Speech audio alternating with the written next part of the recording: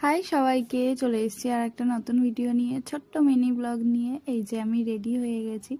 এই দিন ছিল আমাদের 2025-এ শিবরাত্রি। সেই দিন হচ্ছে আমি উপোস করেছিলাম। আগের দিনকে আমার বান্ধবী মধুর বিয়ে ছিল। আমি সেইভাবে ব্রত উদযাপন করতে পারিনি, বাট আমি উপোস করেছিলাম। উপোস করে আমাদের বাড়ির পাশেই যেহেতু বারো মন্দির রয়েছে, তো সেইখানে গিয়ে জল ঢেলেছিলাম।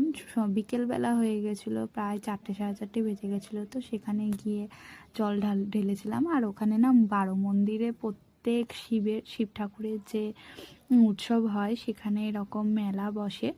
তো এখানে শিবরাত্রির দিনও এরকম মেলা বসেছিল। আর অনেক দূর দূরান্ত থেকে মানুষরা এসেছিল বারো মন্দিরে। এখানে এসে গঙ্গায় স্নান করেছে, করে বাবার মাথায় জল ঢেলেছে। এখানে বারো মন্দির, অ্যাকচুয়ালি মন্দিরের ডান পাশে 6টা শিব মন্দির রয়েছে, আর এই বা পাশে 6টা শিব মন্দির রয়েছে। তো সেই কারণে এই মন্দিরের নাম হচ্ছে বারো মন্দির। তো এই পানিহাটি বারো মন্দিরে কারা কারা এসছো অবশ্যই বলবে, আর কারা কারা আসতে চাও ভবিষ্যতে। খুব সুন্দর জায়গা বারো মন্দির, তো তোমরা এসে একবার দেখে যেতে পারো। তো ভিডিও যদি ভালো লাগে অবশ্যই বলবে। টাটা।